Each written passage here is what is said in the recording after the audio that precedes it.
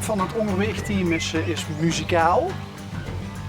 Eigenlijk, ja, die drums altijd op het rempje van de auto, hè Pascal? Ja, klopt. Ja, en Jo is natuurlijk de oppermuzikant en dan voor gitaar in ken ik Jo altijd wel porren.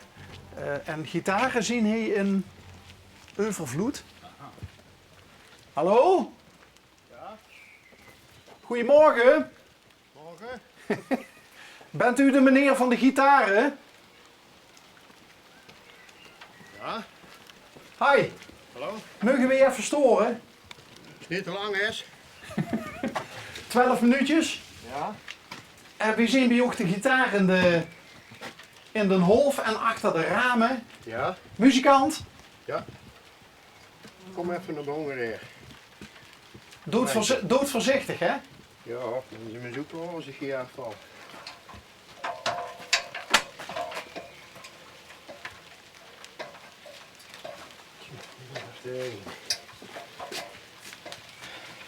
Aan het klussen op de pantoefels. Jazeker. Die heb ik vast geleend. Ja, helaas. We kunnen geen hand geven en we moeten afstand houden en zo. Oké, zeg het maar, wat wil je weten? Nou, wacht. En ik zie hier ook alweer bladmuziek binnen. Ja. En wat ziet je dan? Ziet je muziekleraar of zo? Nee, mijn vrouw wel. Die is nu, die geeft gitaarles. En wat voor instrument bespeelt je? Nou ja, piano en mondharmonica en gitaar, verschillende soorten. Dus je mocht wel eens binnenkijken, want het is een snelle gitaarzaak, zal ik maar zeggen. Jan Meugt het? Ja, ja. Ja? Op... Kom maar. Ja, Pascal, lepstig, maar ik haal dan weer 1,5 meter op Pascal. Maar door de garage, die is open, hè.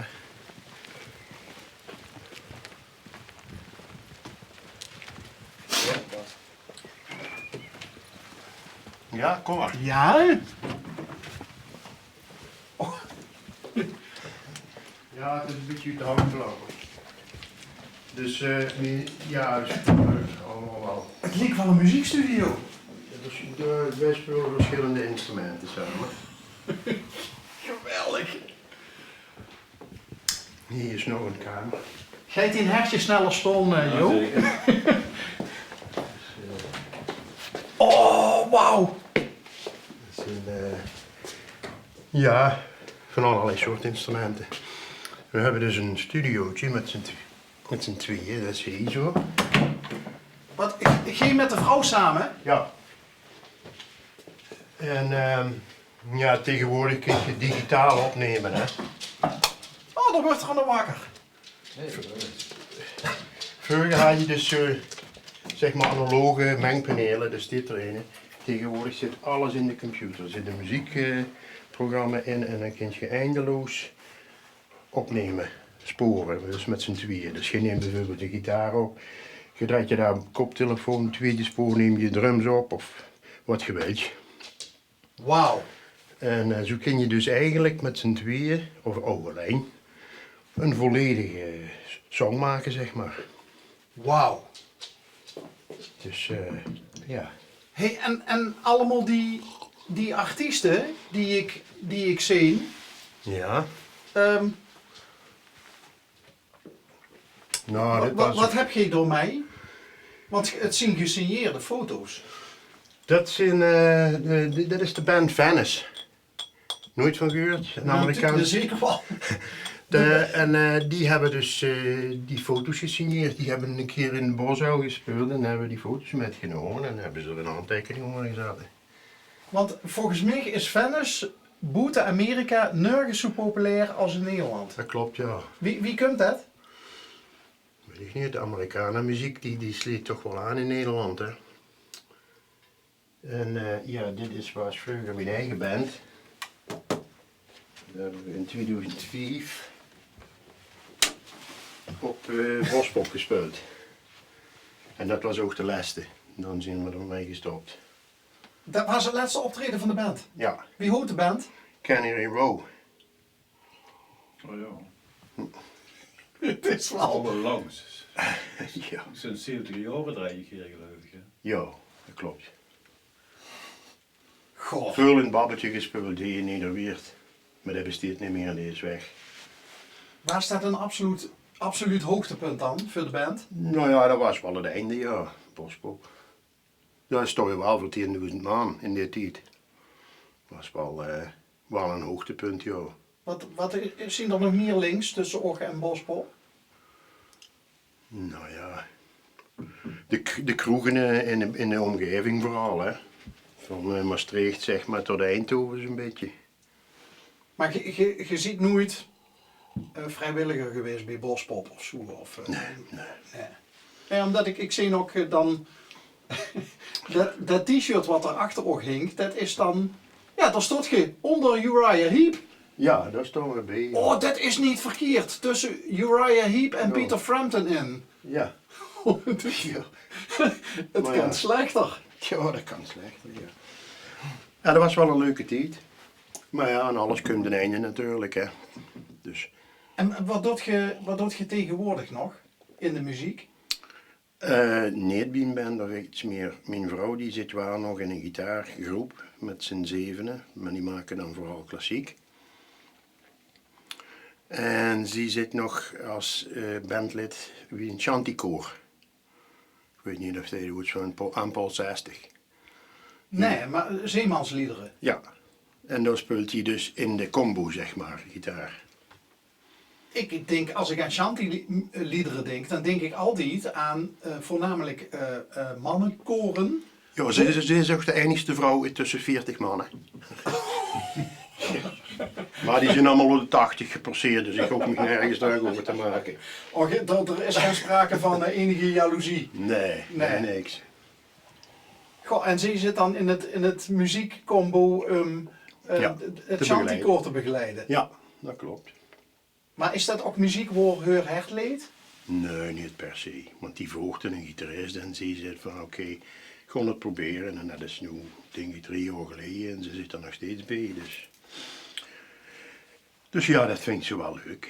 Maar ja, wij doen hier samen hebben we dus zelf nummers geschreven en hier opgenomen. En tegenwoordig is dat zo simpel. Je doet je een lege cd en je mixt het af en je brandt je een cd van haar eigen muziek. Tegenwoordig is dat allemaal simpel. En kwalitatief best wel goed. En wat gebeurt er vervolgens met die muziek? Niks. Niks. Er is geen winstbejag of zo bij. Alleen voor de hobby. Dus dat is niet dat je dan 1000 van die dingen gaat laten drukken en proberen te verkopen. Daar beginnen we niet aan. Maar heb je wel eens een lied geschreven, samen of alleen, afzonderlijk, waarvan je dacht van, dat had je best wel eens wat kunnen weren? Ja, toch wel. Maar ja, ik bedoel, je moet er zelf mee aan gaan liggen leuren en daar hebben we helemaal geen zin in. En dus dat hebben we niet gedaan. Kijk, dit is een cabaretgroep van Brugge, daar zat ik bij. En die tweede foto, daar staat mijn vrouw bij, de middelste. Dat is de enigste vrouw. Deze? Yes. Maar dat is ook van lang geleden. Hey, en Bob Dylan? De- Wat is dat tussen ook en Bob Dylan? Want ik zie hier ook Ja, dat was- een jonge Bob Dylan. Ja, dat was vroeger wel mijn idool. Dus ik heb daar... Die heeft toen een plaat gemaakt vroeger, dat heet je Street Legal. Hè? Dat zit daarboven. Ja, En dan heb ik hier in de Kerkstraat dezelfde foto gemaakt, Henk Tillemans Straat Lelijk. Dat is hier in de Kerkstraat opgenomen, in Nieuweert. ik hoef eigenlijk denk ik niet te vragen van of ik hem wel eens live heb gezien, hè, Dylan. Ik heb hem nooit live gezien. Nooit? Nee, nooit. Hij is toch vaker in Nederland geweest, maar dat was toch... Ja, na de tijd... Toen was ik, dit speelde hier weer in Nederland pas allemaal covers van Frank Sinatra, daar had ik niet zoveel met. Dus nee, ik heb hem nooit live gezien. De vrouw wel, 2 keer, maar... Nee. Je had hem liever in herinnering, Ja, wie te vroeger was, hè. ja. Dus Nog even terugkomend op de gitaren. ja. Dit is, het is een enorm bekend merk. Gretsch, ja, ja. dat is een lapsteel. Dus dan moest je spelen met een bar, hè, zo'n ijzeren Oh, zo. staaf. Ah. Daar stonden er een paar. En die is dan, zo'n gitaar is gestemd in een bepaalde stemming. Deze bedoelt je? Ja, Kijk. ja. Nu is deze in G-stemming. Dat wil zeggen, als je alle snoren los aansloot, dan heb je een G-akkoord, een G-toer. En dat maakt het voor sommige stijlen muziek, slide noemen ze dat dan, Ja. dat maakt het veel gemakkelijker. In country muziek bijvoorbeeld veel Ja, gedaan. ja, country muziek veel gedaan. En zo kun je dus ook voor de blues kun je een gitaar hetzelfde stemmen, maar dan in een E-akkoord. Dat wil zeggen, als je aanhoudt die snaren, dan heb je een E-akkoord. En ja, negers die kochten vroeger een gitaarstemje met een E en dan kwam er nooit meer uit. Maar die speel je toch niks als de blues. Oké. Goh. Dus, zo heet dat. Ja, zie je dat. Maar je realiseert toch wel dat je een... Ja, een beetje een muziekwinkel. Muziekwinkel, museum. Ja. Ja, daar zit een gitaar bij de achter de elektrische de rooien. Helemaal bij de deur, die is 60 jaar oud. Welke? Oh, dan moeten we weer terug. Ja. Want er hong ook een heel, volgens mij alt snaarinstrument In de hal. in de hal. Ja, dat is meer een souvenirtje. Oh, dat is een souvenir. Het is niet bespeelbaar eigenlijk. En ik ben bezig met een beetje proberen een viool te spelen. Dus, maar ik ben linkshandig, daarom hangen niet zoveel gitaren. Deze die zijn een deels rechtshandig van de vrouw en die door allemaal, die zijn allemaal linkshandig. Oké, ja, dan heeft ze al snel een redelijke collectie, neem ik aan. Hè? Als, Ja, ja. als de ene linkshandig is en de andere Ja. rechtshandig. Ja, maar vroeger, de derde van links, nee, de tweede van links, die is 40 jaar oud, denk ik.